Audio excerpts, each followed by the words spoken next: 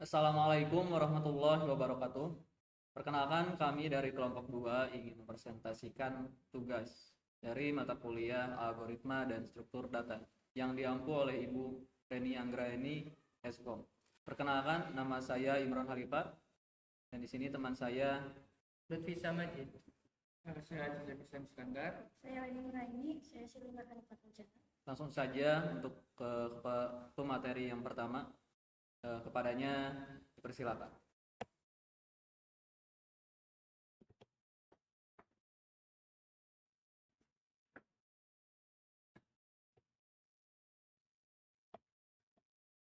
Terima kasih kepada moderator.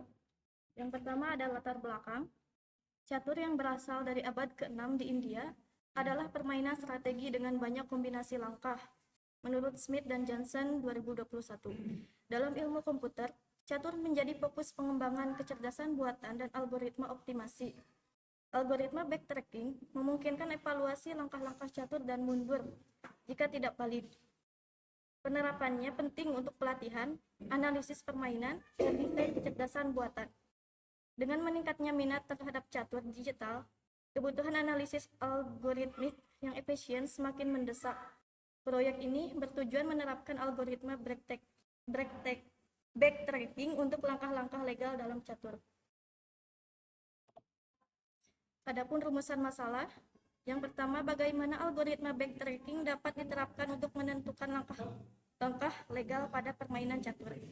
Yang kedua, apa saja tantangan yang dihadapi dalam implementasi algoritma backtracking pada game catur. Yang ketiga, bagaimana efektivitas algoritma ini dalam menemukan solusi yang valid pada berbagai situasi permainan.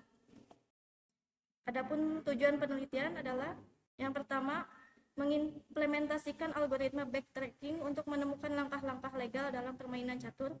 Yang kedua, menganalisis performa dan kompleksitas algoritma backtracking dalam konteks permainan catur. Yang ketiga, mengidentifikasikan tantangan dan solusi dalam pengembangan algoritma ini untuk permainan catur. Selanjutnya, algoritma backtracking. Backtracking adalah teknik algoritmik yang digunakan untuk menyelesaikan masalah dengan mencoba semua kemungkinan solusi secara sistematis. Jika suatu solusi tidak valid, algoritma akan mundur atau backtrack dengan langkah sebelumnya dan mencoba jalur alternatif. Dalam konteks permainan catur, backtracking memungkinkan eksplorasi semua langkah potensial dari posisi tertentu untuk menemukan solusi terbaik untuk semua solusi yang valid. Selanjutnya akan dilanjutkan oleh rekan saya. Selanjutnya adalah aplikasi backtracking dalam permainan catur. Dalam permainan catur, algoritma backtracking dapat digunakan untuk yang pertama, menemukan semua langkah legal untuk bidak tertentu. Yang kedua, menganalisis kemungkinan langkah dalam beberapa langkah ke depan. Yang ketiga, menyelesaikan teka-teki catur seperti mate into atau find the best move. Misalnya, untuk bidak seperti kuda, algoritma dapat mencari semua kemungkinan langkah dari posisi awal dan memastikan langkah-langkah tersebut mematuhi aturan permainan catur. Selanjutnya adalah tantangan dalam implementasi. Beberapa tantangan yang dihadapi dalam penerapan algoritma backtracking untuk permainan catur meliputi yang pertama, memastikan validitas langkah berdasarkan aturan permainan. Yang kedua, menangani interaksi antar bidak seperti cek dan skakmat. Dan yang ketiga, mengoptimalkan algoritma agar dapat berjalan efisien dan pada posisi yang kompleks. Penelitian ini mengacu pada berbagai sumber dan teknik untuk mengatasi tantangan tersebut, termasuk pendekatan heuristik dan implementasi struktur data yang efisien untuk mempresentasikan papan catur. Selanjutnya akan disampaikan oleh rekan saya. Oke, baik. Terima kasih kepada saudara Leni yang telah mempersilahkan saya untuk melanjutkan materi dari presentasi kali ini di algoritma dan struktur data. Nah, di sini saya akan menjelaskan sedikit tentang desain penelitian dan alur kerja penelitiannya gimana. Nah, di tahapan metodologi ini dalam desain penelitiannya, jadi bertujuan untuk mengimplementasikan algoritma backtracking dalam permainan catur untuk menemukan langkah-langkah yang legal gitu atau sah lah. Jadi algoritma ini akan membantu komputer atau program untuk menentukan dalam membantunya langkah-langkah apa saja yang akan diambil dalam permainan catur berdasarkan aturan yang berlaku. Jadi proses ini melibatkan beberapa tahap utama seperti analisis aturan permainan catur, terus perancangan algoritma, implementasi program, dan pengujian sistem. Oke, masuk pada dan masuk kepada alur kerja penelitiannya.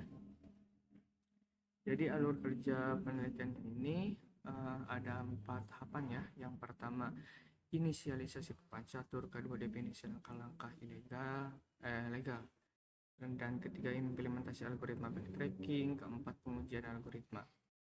Nah, pertama di inisialisasi papan catur gimana gitu. Jadi yang pertama itu ada papan caturnya. Jadi papan catur itu harus digambarkan sebagai matriks 8x8, 8 ke kiri dan 8 ke kanan. Setiap kotak dalam matriks mewakili satu kotak pada papan catur.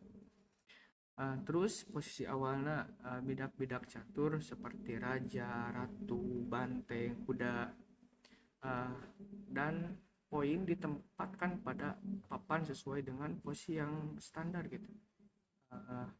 Jika misalnya poin baris kuda di ketujuh, sementara bidak dan lainnya di baris pertama dan ke-8 gitu. Terus definisi langkah-langkah legalnya, ada aturan bidak catur. Setiap jenis bidak memiliki aturan langkah-langkah yang berbeda. Misalnya raja hanya bisa bergerak ke depan, ke belakang, tapi satu langkah gitu. Terus ada ratu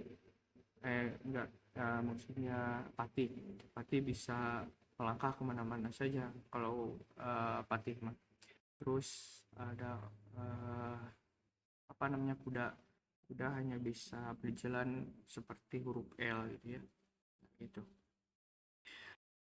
Terus ada validasi langkahnya, ada skakmat, terus skak, terus promosi poinnya. Jadi pion yang mencapai baris terakhir itu bisa dirubah menjadi bidak lain. Terus espasten, terus langkah. Jadi espasten itu langkah-langkah khusus poin yang melibatkan penangkapan poin lawan baru saja bergerak 2 langkah gitu. Terus yang ketiga ada implementasi algoritma backtrackingnya. Nah, di eksplorasi langkahnya, algoritma backtracking mencoba semua kemungkinan langkah dari posisi saat ini. Terus langkah mundurnya, jika langkah yang diambil ternyata tidak valid, misalnya menyebabkan raja dalam posisi skak gitu, atau tidak mencapai tujuan, algoritma akan mundur ke langkah sebelumnya dan mencoba langkah lain itu. Jadi bisa mundur dan maju gitu, atau ke kiri dan ke kanan. Terus terakhir di pengujian algoritmanya, yang pertama ada 4 ya, ada skenario pengujian. Nah, jadi untuk memastikan algoritma berjalan dengan baik gitu, pengujian dilakukan dengan berbagai skenario permainan. Terus situasi awalnya, papan catur dalam posisi awal dengan semua bidak berada di tempat-tempat awalnya gitu, sesuai dengan posisi. Terus situasi tengah, nah permainan berada di tengah dengan beberapa bidak sudah terambil dan strategi mulai terbentuk gitu. Namun udah di tengah maut berarti udah maju gitu. Terus situasi akhirnya permainan hampir selesai dengan hanya beberapa bidak yang tersisa di papan. Nah gitu, jadi alurnya begitu. Terus pengujian ini dilakukan untuk memastikan algoritma bisa mengenali semua langkah legal dan mengambil keputusan yang tepat dalam setiap situasi permainan.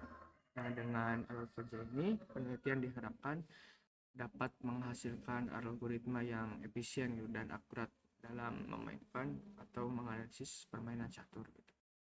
Nah, sekian yang dapat saya sampaikan. Selanjutnya akan dilanjutkan oleh saudara Lutfi. Oke, baik. Selanjutnya saya akan menjelaskan mengenai flowchart dari game catur ini. Ganeng, Oke, baik. Selanjutnya saya akan menjelaskan mengenai flowchart ataupun alur gerak dari program ini gitu. Yang pertama, di sini kita mulai terlebih dahulu. Pastinya ketika kita ingin buat sesuatu atau program, pasti kita harus mulai dulu. Nah, di sini juga sama. Kita start terlebih dahulu. Setelah habis start, itu akan masuk ke dalam human player move ataupun ke player pertama untuk melakukan jalan gitu. Di dalam catur, yang pertama melakukan jalan itu bidak yang warna putih. Jadi bagi player yang menggunakan bidak warna putih, yaitu yang pertama jalan. Setelah dia melakukan jalan ataupun dia sudah memajukan si bidaknya, dia itu punya kondisi di mana apakah dia akan mengakhiri game ataupun tidak gitu. Kenapa bisa dikatakan begitu? Soalnya sini, kalau dalam dunia catur end of game ini bisa dilakukan gitu ketika dua-duanya sepakat ingin draw, misalkan itu untuk taksisnya gitu. Ketika dia ingin draw, misalkan dua-duanya sepakat meskipun itu baru satu jalan gitu, terus dua-duanya sepakat draw, ya udah gamenya berhenti gitu. Jadi itu akan masuk ke end of game yang terakhir gitu. Tapi ketika dia decisionnya tidak untuk end of game, itu akan masuk ke search possible move. Jadi akan mencari posisi mana yang tepat gitu. Dia akan memajukan dan juga mencari posisi mana yang tepat untuk meletakkan si bidak tersebut. Setelah dia memajukan bidaknya, selanjutnya akan masuk ke computer player move, atau bisa dikatakan ini player kedua gitu. Player kedua ataupun bidak hitamnya untuk melakukan maju gitu.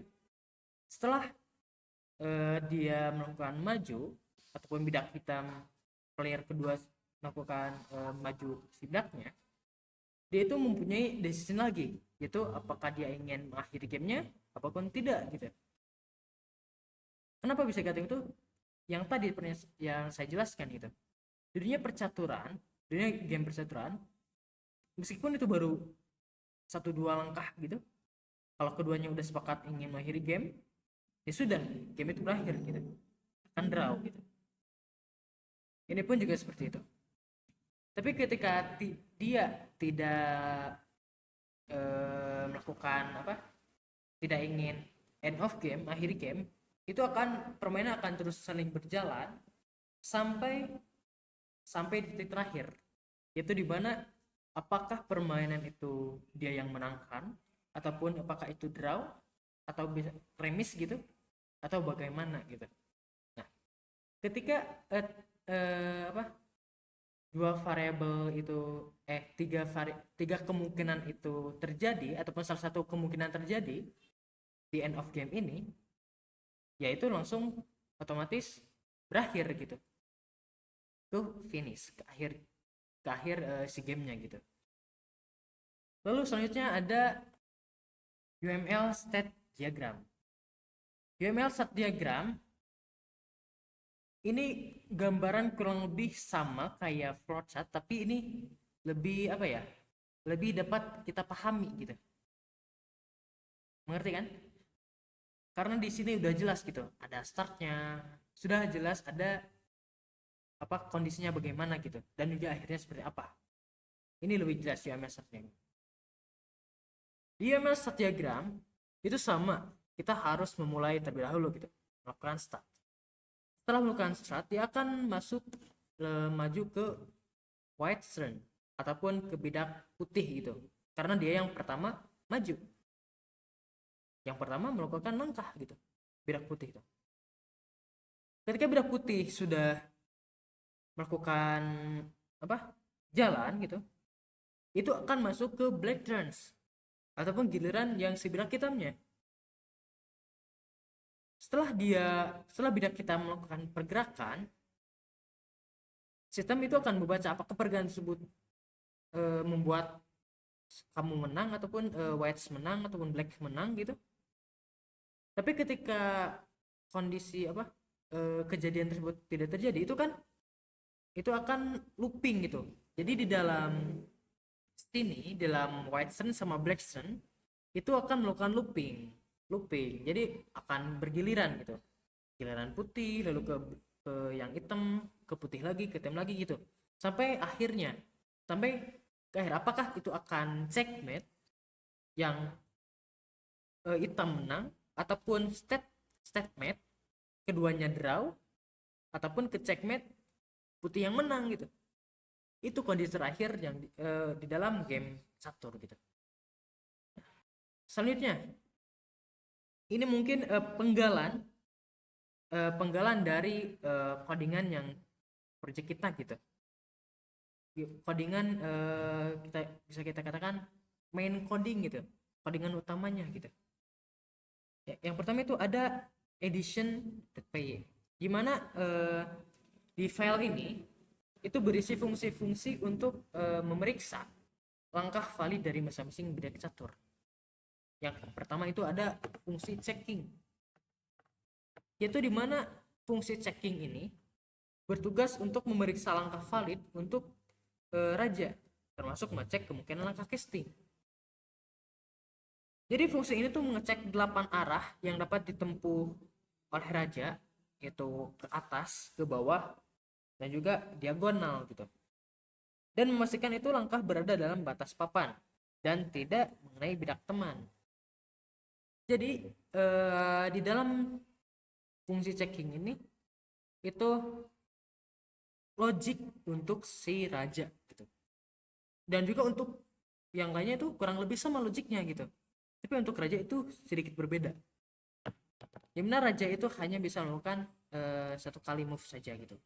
Tuh, bisa kita lihat di targets ada 8 squares to check for king. They can go one square any direction. Kita akan maju ke 1-0 ataupun kalau di catur itu A1, A2, A3, A4 gitu. B1. Nah, kalau di sana terus seperti itu. Nah, lalu fungsi yang kedua itu ada fungsi check pawn. Nah, apa itu fungsi check pawn? Jadi fungsi ini itu untuk memeriksa langkah valid untuk si pion, termasuk langkah awal, 2 petak ataupun ke langkah promosi. Pion itu kalau di kita bisa disebut sebagai budak gitu, budaknya. Jadi budak itu kan bisa maju 2 petak gitu, 2 petak ke atas. Untuk yang pertama kali langkah si pion itu bisa melakukan 2 petak, maju 2 petak gitu. Setelah itu dia akan maju satu-satu dia akan maju gitu sampai ke ujung. Kalau si budak itu sudah sampai ujung ataupun bidak itu sudah sampai ujung, itu akan masuk ke promosi. Jadi si budak itu istilahnya itu bisa melakukan transformasi gitu, bisa melakukan revolusi. Apakah dia akan berubah menjadi patih ataupun benteng atau yang lainnya gitu, dia bisa berubah gitu karena dia sudah mencapai ujung dari si papan. Lalu selanjutnya ada file constants.py. Jadi file ini itu mendefinisikan variabel global seperti lokasi bidak awal, gambar bidak, dan status permainan. Yang pertama ada definisi variabel lokasi awal. Yang pastinya di dalam game catur kita tuh harus membuat membuat variabel dan juga si lokasinya gitu. Agar apa? Agar terstruktur si gamenya gitu. Kalau tidak ada variabel lokasi, bahkan si game catur ini nggak akan tercipta, nggak akan ada gitu. Nah, jadi di sini kita melakukan positioning dulu untuk si bidak-bidaknya gitu. Dan juga kita masukkan si image-nya, si image atau si gambarnya gitu. Karena kalau di dunia sekarang ataupun di zaman sekarang itu catur itu digital sudah menggunakan gambar untuk memudahkan mana budak, mana bidak-bidak yang lainnya gitu, mana king, mana queen gitu dan sebagainya gitu. Tapi kalau dulu itu gambarnya itu masih berbentuk bulat, semuanya ada bulat gitu, bulat meskipun itu bidak ataupun si king ataupun raja gitu, queennya gitu, sama semuanya bulat gitu gambarnya kalau di digital gitu. Kenapa seperti itu? Ya karena dulu istilahnya belum ada teknologi yang secepat sekarang gitu, belum berkembangnya teknologi seperti sekarang gitu. Tapi dulu itu, jadi permainan dulu itu digital catur itu mengasah bagaimana logika kita. Jadi kita tuh harus harus menghafal posisi-posisi bidak tersebut gitu untuk melakukan majunya. Justru itu bagus untuk melatih kita, untuk melatih logika kita gitu. Nah, lalu selanjutnya ada memanggil gambar bidak yang tadi saya jelaskan. Ketika itu sudah membuat positioningnya untuk para bidak, ya langkah selanjutnya kita masukkan si bidaknya, kita load si image-nya. Contohnya seperti ini tuh, ada Black Queen, Black King, dan lain sebagainya gitu. Nah, lalu selanjutnya ada file main.py, yang dimana file main.py itu file utama berisi logika permainan seperti menggambar papan ataupun menangani input dan preset permainan gitu. Jadi main.py itu tahta teratas dari program. Kurang lebih seperti itu gambarnya, tahta teratas dari sebuah program. Jadi si main.py, si main ini itu memegang si file-file tadi, ada konstan, ada yang lain sebagainya gitu. Dia itu memegang file-file itu untuk mengintegrasikannya bersama-sama gitu agar nyatu. Jadi yang pertama, fungsi dari main.py itu ada menggambar papan catur. Yang tadi mah location-nya, lokasi itu menentukan lokasi. Nah, ini untuk menggambar papan catur. Seperti yang ketahui, papan catur itu ada warna putih dan juga warna hitam. Dan tiap kotaknya ada 8. 1 2 3 4 7 5 6 7 8 gitu, ke samping ke atas juga sama 8 gitu. Jadi jumlah itu ada 32. Kita bisa dilihat di codingnya. Cara kita menggambar papan catur itu kita definisikan terlebih dahulu untuk si papan caturnya. Lalu setelah itu kita buat logikanya gitu. For i in range 32. Kenapa 32? Karena papan catur jumlah kotaknya ada 32 gitu. Dan sini juga sama gitu. Kita 32. Nah, lalu selanjutnya ada looping gitu. Ada pengkondisian di mana itu untuk menentukan mana kotak warna putih, mana kotak warna hitam. Ada putih hitam gitu. Lalu selanjutnya ada perulangan utama. Pasti di dalam dunia game ataupun lain sebagainya, itu dalam sistem itu pasti ada game loop atau main loop, dimana ini tuh berisi perulangan utama dari si program. Jadi sebuah permainan akan terus berjalan ketika ada perulangan utama. Kalau perulangan utama itu enggak ada, ya gamenya itu akan berakhir dengan cuma sekali jalan gitu. Tapi kan di sini tidak. Catur itu kan game yang memang melakukan beberapa kali jalan gitu sampai akhir, apakah dia menang atau dia kalah gitu. Lalu selanjutnya ada cara kerja program. Jadi mungkin di sini menjelaskan bagaimana sih sebuah program tersebut berjalan gitu, kurang lebihnya, secara garis besar gitu. Jadi cara kerja programnya itu yang pertama itu sistem akan menjalankan program yang ada di file main.py. Kenapa di file main.py? Karena tadi sudah saya jelaskan bahwasanya file main.py ini, file main ini itu file untuk mengatur semua file yang ada di bawahnya. Ada konstan, ada yang lain sebagainya gitu tadi itu. Setelah itu akan masuk ke langkah kedua, yaitu papan catur akan ditampilkan dan pemain putih itu memulai. Tapi yang saya singgung, papan catur itu akan ditampilkan lalu pemain putih memulai. Karena memang pemain putih itu pertama kali memulai. Lalu langsung masuk ke langkah ketiga, yaitu kita mengklik si bidaknya, si bidak mana yang mau kita majukan gitu. Kita klik, lalu di sana ada tujuannya untuk memudahkan kita gitu. Misalkan kalau nggak ada petunjuknya, kalau nggak ada tujuannya, takutnya ini si orang yang menggunakan game catur ini tidak mengerti gitu. Jadi di sini kita buat acuan dia untuk memajukan si caturnya gitu, si bidaknya gitu.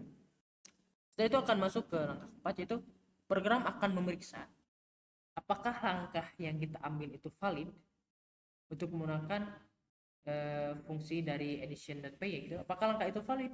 Kalau valid ya itu akan melanjutkan gitu, akan seterusnya. Tapi kalau tidak valid itu akan istilahnya itu error gitu, itu akan game error. Lalu setelah itu kalau